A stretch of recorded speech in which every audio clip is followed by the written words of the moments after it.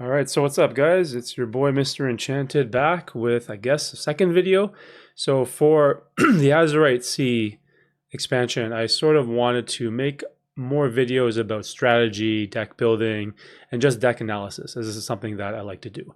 Also, I'm not going to be doing too many more box breaks or live streams, but I will do them when new sets come out. Now, just to give some background information for anyone that doesn't really know me, I was a competitive Pokemon TCG player in the early 2000s, eventually became a professional poker player for like 10 years or so. So I have a pretty long history and experience when it comes to card games. I did dabble a little bit in Magic, but for whatever reason, it wasn't for me. And so for this set, for the Azurite Sea, I am trying to improve my game as much as possible. I'm looking forward to the DLC events in the following year. And so that is what I'm going to be doing. Now, there was a tournament recently that we had. Let's see here. It is called the Southside Gaming Azurite Sea Case Tournament in the United States. So we finally had a tournament with 71 players where we have some results and some decks so we can see how everyone did. So we'll start off with the top 8 decks, and we had Emerald, Steel, Discard. Now I sort of just want to go over some of the new cards and some of my thoughts and opinions and ideas of how these decks were made. Now the first thing that really stood out was the split between Calhoun and Honey Lemon. Calhoun seemed like a really strong card, and I feel like this is to no surprise to your opponents. Today I played a little bit, and everyone seemed to be well aware of what Calhoun does. Honey Lemon, on the other hand, seems to be a little bit more, I guess, catch your opponent off guard. It's more of a surprise. I guess the cool thing about it is if you do run the Muses, you can bounce Honey Lemon back to your hand. And again, pay the additional 2 to have your opponent discard a card. Now, in terms of the rest of the deck, I don't like the Hypnotic Deduction at all, especially at 4 copies. Not entirely sure why you would do that when something like Hypnotize is just clearly better, as it has synergy with Discard and Prince John. It's part of your draw engine. So aside from the Hypnotic Deduction, which seems rather strange, I kind of enjoy the Calhoun and Honey Lemon experimentation. So the other top 8 deck, we had a blue steel deck. Now this one was super interesting. We had a lot of new cards, especially the Jim Hawkins line. The Pleakley, I don't even know how to say that. Pleakley? Alien looking thing. The Pluto, which is I'm a huge fan of. This 1/5, well, it's basically a 5/5, costs inkable 4 with Bodyguard. Great card. And we did have the Wreck-It Ralph legendary, which is super interesting as it can destroy items and locations and gain lore. And we did have, of course, Sail the Azurite Sea, super good card. Now this deck was pretty interesting. I like the spiciness. I'm not entirely sure how good the whole Jim Hawkins shift line will be. I'm not really a blue steel player. I'm primarily an emerald player. So whenever I do play blue steel, it's mainly just for testing. And so, I don't know. I kind of like the spiciness for now, but we'll see how the meta settles in the future. Now moving on, we have a good old good old reliable Ruby Amethyst. Now this version pretty much went 4 copies of everything except they split the ladies, 2 Tremaines, and 2 Medusas. And the card that I absolutely love from Azurite Sea is the 4-cost Genie. This is pretty much a no-brainer. It's a 4-cost uninkable, 2 for body with evasive. Also draws a card when you play him and quest for 2. So this can set up part of your draw engine. It is a card that is good against Diablo, and in my opinion, it's just a better card than the Rabbit. You know, sure, you don't get that additional draw when the Rabbit leaves the field, as you can bounce a Rabbit and draw more, but I just feel like the extra willpower, the evasive, the extra lore on the Genie just makes it a better card in my opinion. And it's just more versatile. But other than that, this Ruby Amethyst list seems pretty standard to me. Moving on, this was a Brandon DeCandio deck that I felt that was super cool. Now, the Pluto, I really like the Pluto, and obviously if you can heal it, it makes it even better, as you can heal it back up to full health where it's a 5/5, and of course if you use Rapunzel, it will draw you a bunch of cards. Now this is usually a card you play with Lawrence, the Rapunzel and the Lawrence, for example, or even Mr. Smee. So now you have a 2-cost Smee, a 3-cost Lawrence, and a 4-cost Pluto, which all synergize really, really well with Rapunzel. And so that is awesome. Now the interesting part about this deck is that he went the Knight line with the 4 Happies, the 4 Docks, and the 4 Seven Dwarves Mine.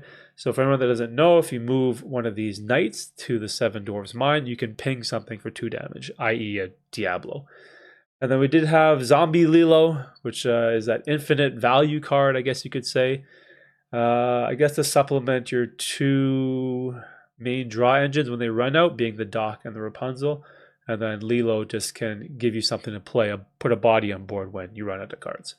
So super cool deck. I really like the list on this one. Also love the 4 copies of every single one in terms of consistency. Now moving on, we're getting into top 4. And we had an Emerald Steel called Bird Gang. And this had 2 copies of Gogo Tamago, which is a card that I absolutely love. This is a 2-cost inkable, 2/2 body with evasive. And that also you can pay 2 to gain lore equal to the damage on a character. Now this is, again, first thing that stands out, card that can counter Diablo and also has utility later in the game. So I feel like this list has pretty much been refined and perfected by guys like Zan, for example. We do have the Anna's 2 copies, only 3 copies of Morph, which is interesting. I don't know about that. Got the 5 Beasts, 2 Tanks, 1 Baboom, okay, 3 Coves, and 3 Hypnotize in this version, 3 Peats only. Well, I guess this is the problem with the Green Steel deck. You can't fit everything in, and so eventually you're going to have to make some compromises. So I guess the compromise that this guy conceded was 1 Pete and 1 Morph to fit in the Gogo Tamago. So interesting.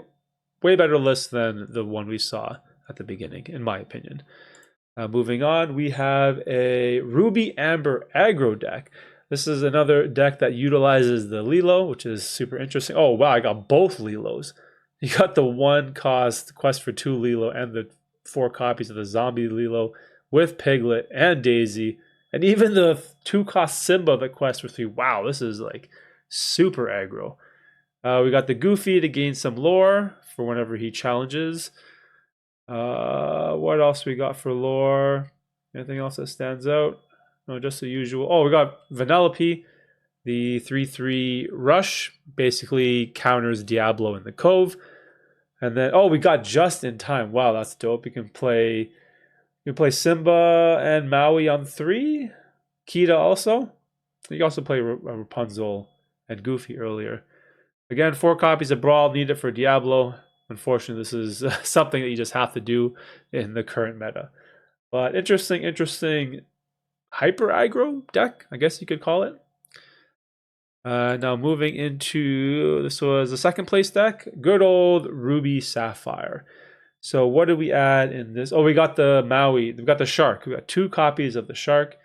This is a card that I thought was amazing the first time I read it.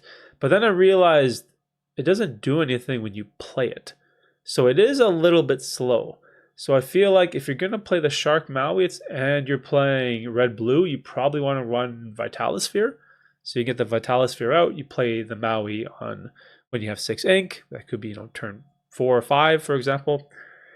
And you can challenge it to something to trigger his ability to get an action back from your discard. So you can, I don't know, maybe you need another Brawl or whatever it may be. So a little surprised, don't see any Vitalisphere here. We do have 1 Great Stone Dragon and only 1 Dime. Okay, well, we did have to fit in the 4 Sail the Azurite Sea. So again, you're going to have to concede some cards from your basic list, just like the Emerald Steel deck did. Now this has only 1 Medusa, 1 Queen of Hearts, only 2 Gramatalas. Interesting list. Still got the How Far I'll Go, 1 Let It Go. Not quite sure how I feel about this. I wish there was a way you could maybe fit the Vitalisphere to make the Shark Maui a bit better. but I guess the idea is just play them, and because what can clear 5? You got Zeus. Also have Criminal Minds from Amber can clear the Maui, but I don't know. Cool. This is something that we're going to see evolve for a while. And red blue, there's so many viable cards for this deck that you're going to see a lot of variations of it. And our first place deck, our winner, believe it or not, we had an Amethyst Steel deck. Now, this is something that is incredibly interesting. The first thing that I see are a bunch of Floodborns. What is that? We got Aladdin, Beast, Belle, Tink, and Robin Hood. What is that, like 15, 17-ish? 17? 7 plus 8, 15 Floodborn? No, more, because there's 2 Tinks. 4, 7, 9, 11, 17 Floodborn. Am I counting that right? So the idea behind that is they all trigger the blue fairy, the 2-cost inkable, that whenever you play a Floodborn card, you draw a card. So that is your draw engine. You also have 3 of the genies on 4 to draw you a card. You got 1 rabbit, and of course 4 friends on the other side. And of course, Sad Beast is a draw engine as well. So this is a super interesting deck. We have 3 Fire the Cannons to get rid of Diablo. We got the Grab Your Swords for those pesky Prince Johns. 3 Zeuses, so take out the Maui Shark. So super cool list. Also big note here is the 3-cost Amethyst Tinkerbell. This Tink is a really good card. This is a 3-cost inkable, 1/3 that quests for 2, but also gives you shift lines for the other Tinkerbells. So that is super, super interesting. Really like this list. Super cool. This is probably not something I would have thought of that would have won a tournament right off the bat, but hey, here we are, and this is the Azurite Sea. So that is pretty much it. Hopefully this video wasn't too terrible. Still not entirely sure what I'm doing. Just want to sort of share my thoughts, ideas, and opinions on Lorcana decks, as this is something that I want to improve upon in my own game as I set out to the next tournament. So if you enjoyed this video, please let me know in the comment section down below, and hit the subscribe button and the bell if you want to know when I post my next video. So see you next time.